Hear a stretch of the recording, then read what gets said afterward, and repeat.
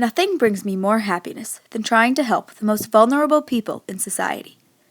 It is a goal and an essential part of my life, a kind of destiny.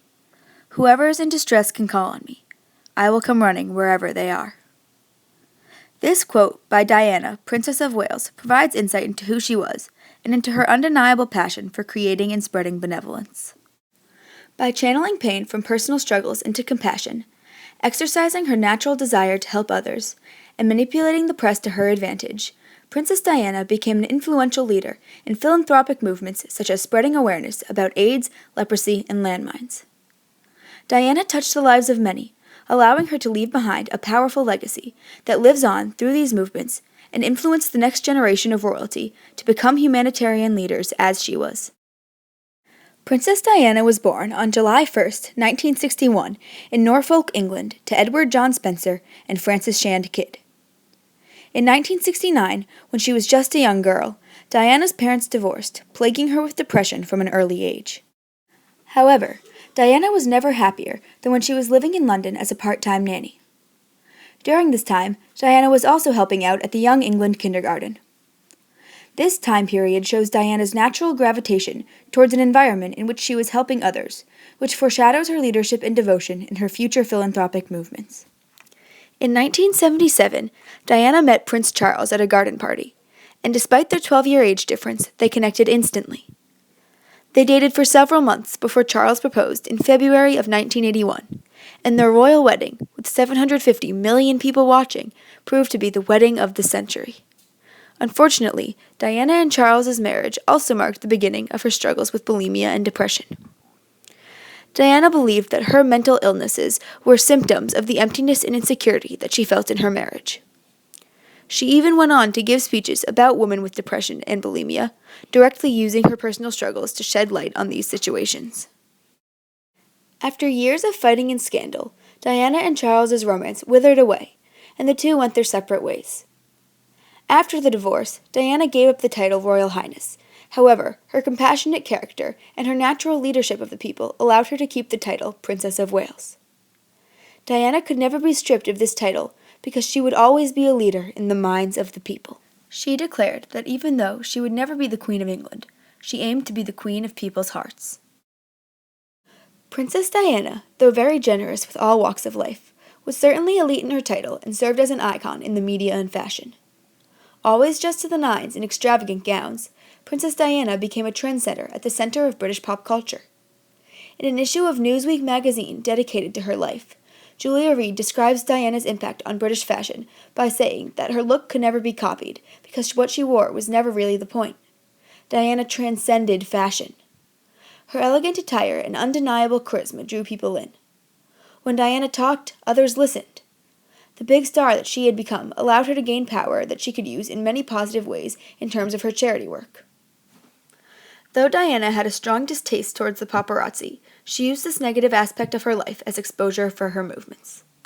Because of how much Princess Diana was loved and admired by many, it was revolutionary when she chose to be photographed touching patients with AIDS.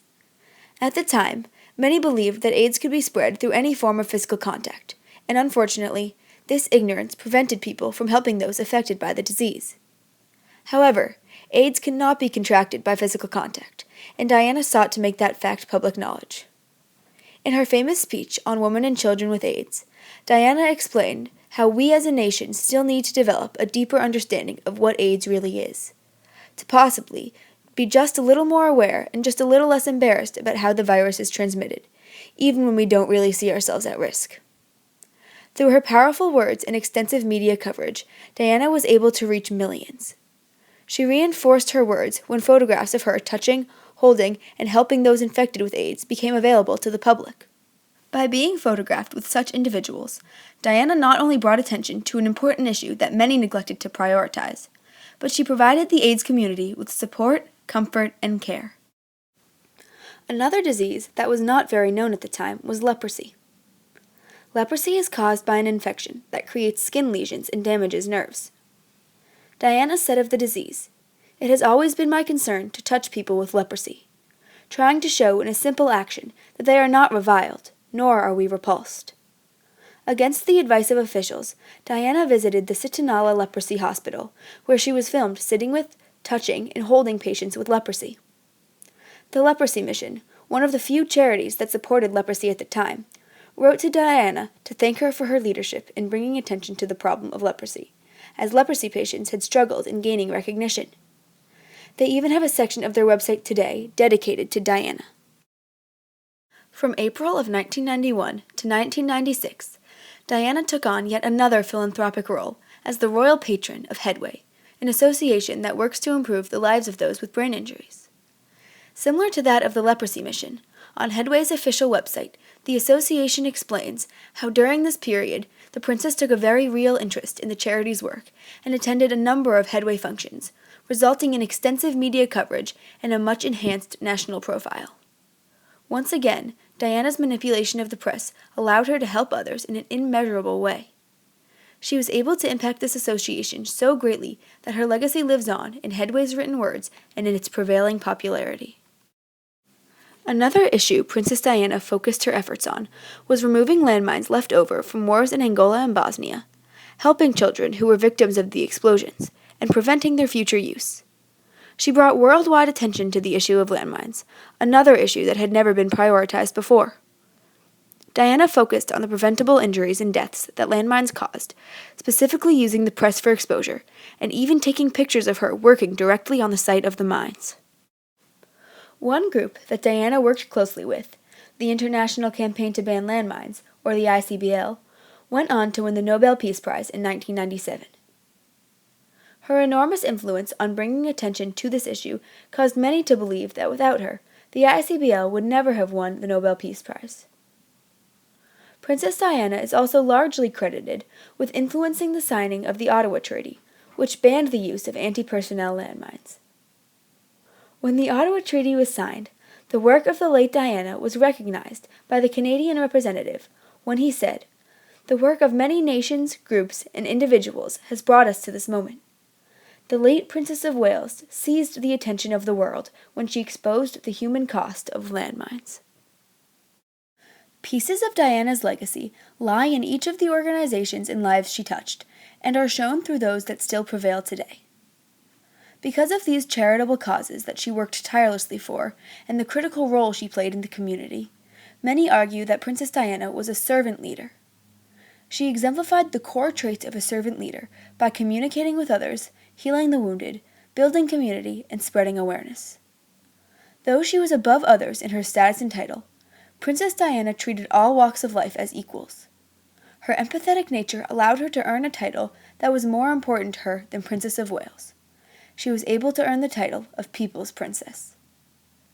President Bill Clinton portrayed Diana's impactful style of leadership by saying, "When so many still believed that AIDS could be contracted through casual contact, Princess Diana sat on the sick bed of a man with AIDS and held his hand. She showed the world that people with AIDS deserve no isolation, but compassion and kindness." Diana's impact on the royal family can be seen through princesses like Kate Middleton, who have taken on similar philanthropic roles. Kate Middleton, the Duchess of Cambridge, has called Diana an inspirational woman during an interview with her husband and Diana's son, Prince William. Just as Diana had, Kate works with children and many medical causes such as AIDS. She also established the Royal Foundation of the Duke and Duchess with Prince William and Prince Harry. One of this charity's main focuses is on children, which was also a focus of Diana's.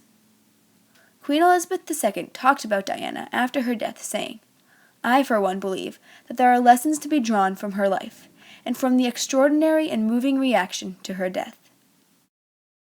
Diana also showed her sons how to express a charitable nature and to utilize the press in positive ways, as she did.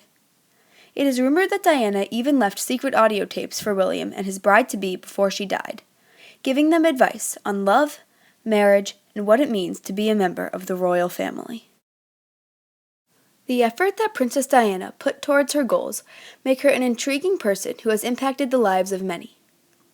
This can be proven by the millions of people from all over who flooded the streets of London for her funeral, celebrating Diana's impactful life and mourning her untimely death. Diana's funeral was so important that the entire city of London was shut down, and the crowds of people extended for miles. She encouraged people to care about others, leaving a legacy that still inspires and carries on today and will for generations to come.